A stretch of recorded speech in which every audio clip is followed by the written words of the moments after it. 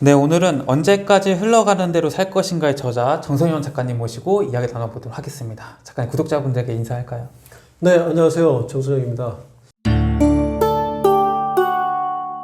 제가 2020년에 퇴직을 하고 그 이후에 이제 아들아 동거가 책을 써서 작가가 됐다가 요즘에 이제 강연을 많이 하고 다니는 것 같아요. 그래서 기업체 특강 이런 데 많이 다녀서 글로 쓰는 것들은 이제 글로 써서 누군가 읽는 건데 강연하니까 현장하고 이렇게 소통을 하는 것들이 너무 좋더라고요. 저 눈을 보면서 얘기하다 보니까 저도 그분들한테 많은 걸 얻기도 하고 저도 그분들한테 어떤 영향을 미치고 그래서 퇴직 이후에 삶을 살아가는 모습에 대한 것들을 많은 분들한테 퇴직 이후에 이렇게 살아갔으면 좋겠습니다 하는 얘기를 나눌 수 있는 그런 퇴직 전문가가 이제 좀 된 것 같아요. 그래서 뭐 제 입으로 그렇게 말하기는 그렇지만 퇴직 전문가 정선영입니다. 이 하나가 또 낀 거 아닌가 싶은데요. 네. 진짜 우리나라의 진짜 굴지의 대기업들 이제 퇴직자를 네. 대상으로 한 강의들 많이 하시잖아요. 네. 보통 이제 가면은 뭐 강연자의 분위기나 네. 혹은 뭐 어떤 주제로 보통 강연을 하시나요?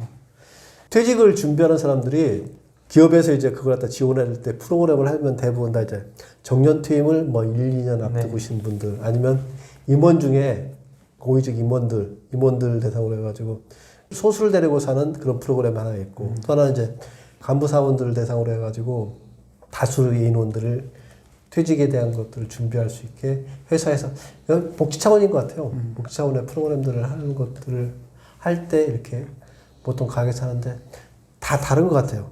요즘 이제 수석급을 갖다 부장급, 차부장급을 있고 또 하나 이제 과장급들이 있어요. 네. 과장급들이 있는데 그 과장급들이라든가 아니면 수석급들의 포장도 또 달라요.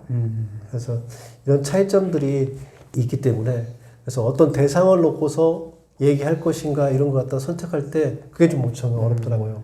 타겟이 맞춰지지 않으면 네. 그 사람들이 듣기에 저 무슨 얘기야 뭐 이상한 얘기 하는 것 같아 이런 식의 반응들이 있을 수 있기 때문에 사전에 먼저 그분들이 현재 직급과 위치와 어느 정도까지 하고 있는 일들을 하고 있고 퇴직이 얼마 남았고 제 강의를 청가하게 된 분들의 기본적인 데이터를 갖다가 미리 확보하고서 거기에 맞는 걸로 해서 가져가서 얘기를 할 수 있게 그렇게 합니다. 아니, 제가 생각하기에는 그래도 이제 회사에서 임원까지 하신 분들은 이제 회사 생활도 열심히 하셨을 거고 네. 또 누구보다 열정이나 약간 인내, 끈기, 네. 뭐 꿈도 크실 것 같고 해가지고 네. 그분들을 대상으로 할 때 뭔가 강의의 분위기가 눈이 반짝반짝하고 이럴 것 같은데 네. 그런가요? 아니면 어떤가요? 그렇고 그렇지는 또 않더라고요. 그래요?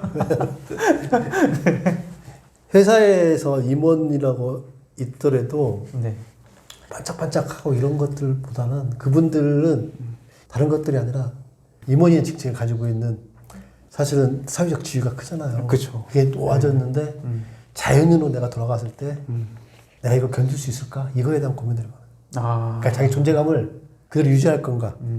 주변에 선배들이 이제 보잖아요. 네. 그분들 먼저 퇴직한 선배들을 보면 퇴직 이후에 노인네가 돼가지고 찾아오거나 존경했던 선배의 모습이 순식간에 퇴직하자마자 저렇게 초라해지는 걸 모습 보면서 나도 저렇게 될까 두려움. 그러니까 자기의 존재 가치가 떨어져 버리는 거에 대한 두려움이 임원들한테는 많이 있고요. 간부 사원들 같은 경우에는 뭘 할 건가 더 여기에 더 관심이 더 많더라고요. 또 그런 차이는 이제 임원까지 이제 했을 정도면은 이제 경제적인 문제들은 어느 정도 해결이 됐기 때문에 뭔가 사회적 지위나 뭔가 명예 이런 것들 더 생각한다고 볼 수 있을까요? 그러니까 경제적인 걸 토대를 마련했다는 기준들이 투치자마다 다 달라요. 그러니까 기준들이 다 다르기 때문에 그걸 맞춰서 강연을 해줘서 그 사람들을 맞추는 게 쉽지 않다는 얘기를 그래서 드린 거고요. 기준이 자기가 가지고 있는 것들이 뭐 웬만한 사람들 서울에 살고 있는 사람 중에 퇴직하면서 서울 시내 아파트 한 채고 금융자산 한 2억 정도 해가지고 한 13억 14억 있으면 잘했다 하는데 또 어떤 분들은 그게 자기 마음에 안 차는 분들도 있어요. 돈과 네. 명예에 대한 이 갈증 욕망은 인간이 결코 내려놓을 수 없는 것 같아요. 그래서 어떤 기준을 가지고 있느냐, 이 사람이 어떻게 가지고 있고, 이 사람들한테 필요한 게 무엇이냐, 이 부분을 찾아가져서 강연할 때 그 주제를 가지고서 거기에 대한 얘기에 맞게, 흔히 말하는 TPO라고 하잖아요. 그 적합성. 네. 상황에 맞게 강연하려고 많이 전 노력을 하는데, 그런 부분들 얘기들 때문에 그 강연자들은 그래도 공감한다는 표현들을 많이 하더라고요.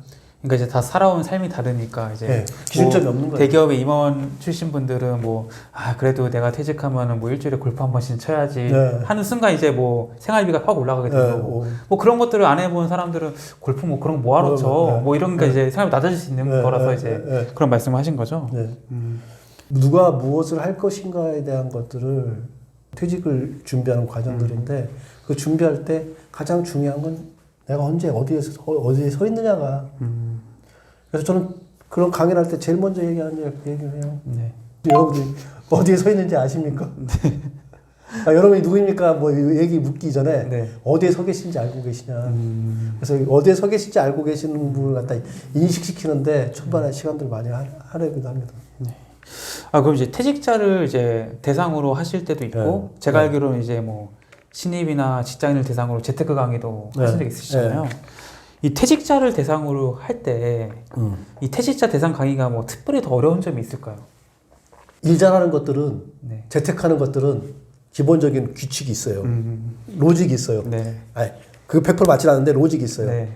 소득을 어떻게 가져가고 소득 이후에 저축을 어떻게 하고 지출을 어떻게 관리하고 대출을 어떻게 받고 투자를 어디다 하고 이렇게 로직이 있잖아요. 퇴직은 없어요. 그래요? 대한민국에 지금 네. 퇴직에 관련된 얘기 한다고 그러면 기껏해야 할 수 있는 얘기가 무슨 얘기밖에 없어요. 연금 얘기밖에 없잖아요. 그쵸. 연금하고 사실 건강 관련된 얘기. 퇴직자, 은퇴자들을 대상으로 하고 있는 것들 다 한번 보세요. 다 보면 딱 두 가지밖에 없어요. 연금 얘기해가지고 경제적인 안정을 어떻게 할 거냐. 건강해서 노화되고 있는 자기 몸을 갖다 어떻게 지속적으로 유지할 거냐. 이 두 가지에 포커스를 맞추지 다른 얘기들을 갖다 해주는 거 거의 없잖아요. 거기다 한 가지 곁들인다면 인간관계, 인맥 정도만 하나 더 붙이는 것 같네요. 사실 이렇게 세 가지뿐 이외에 다른 변수들이 되게 많아요. 요소들이. 근데 이런 변수들에 대한 것들은 이거에 대해서 정확하게 설명해주고 그 나머지 것들 많은 가지 중에 자기가 그걸 기준으로 봤을 때 어디에 서 있는가를 갖다 정확하게 인식하게 얘기해주는 사람은 그런 퇴직 전문가는 지금 현재 없는 것 같아요. 그래서 저에 대해서 좋아했던 건 그거 같아요. 연금이니 뭐 건강이니 이런 것들이 아니라 그러니까 퇴직 생활을 어떻게 해나가야지 슬기로운 퇴직 생활이 될 것인가를 갖다가 종합적으로 얘기해 주면서 각각의 상황에 맞춰서 얘기를 좀 그래도 해주니까 그런 것 때문에 좋아하는 것 같아요. 그럼 작가님께서 이제 퇴직자들 딱 앞에 서가지고 네. 퇴직 예정자들이죠, 그러니까 네. 앞에 서가 딱 퇴직에 대해서 이야기를 딱 하실 거잖아요. 네. 그때 뭔가 드는 느낌이나 생각은 어떠세요? 눈꼬리, 입꼬리가 어떤 모양인가 그거밖에 안 봐요. 첫 번째 부분 보면 임원 정도 되면은 네. 입이 네. 그놈에게 입꼬리가 쫙 내려갔고요. 네. 카리스마 때문에 눈꼬리 올라가지고 이런 표정이신 분들이 앉아 있는 분들이 있고 어떤 분들은 입꼬리가 쫙 올라가고 눈이 딱 내려가지고 진짜 웃는 모습. 네. 이런 분들이 있어요. 이게 뭐냐면 마음의 상태가 나는 보이거든요. 전자보다 후자인 분들이 네. 퇴직 이후에 생활을 잘해요. 그게 뭐냐면 준비가 된 거예요. 이미 마음 안에서부터 첫째 마음 안에서 준비가 딱 되기 시작하신 분들이에요. 퇴직하면서 가장 많이 잃어버리는 게 뭐냐면요. 흥과 호기심. 그동안에 누려왔던 것 갖다 잃어버리기 때문에 흥과 호기심이 일시에 바닥에 나요. 그래서 흥과 호기심을 가지고 있는 사람들은 퇴직 이후에도 뭔가를 하더라도 잘할 수 있다. 그런 생각해서 딱 표정만 보면은 아 이분은 퇴직 이후에 잘할 수 있는 그러니까 그런 분들한테는 진짜 좋은 얘기 더 진취적인 얘기를 많이 해드려요. 근데 이러고 있는 분들한테는 어떤 얘기해도 잘 안 먹힐 것 같아서 얘기하다가 그냥 정해진 제가 칼리큘럼 짜갔던 거에 그 얘기만 하고 나와요. 직장마다 그런 특징이 달라요. 저 이번에 갔던 거기 그쪽은 이제 H사 거기 갔던 분들은 의외로 네. 이런 분들이 많아요. 요즘 잘 되니까 요즘에 잘 나가니까. 그거 진짜 중요한 문제인데 네. 그게 퇴직자한테도 영향을 미쳐요.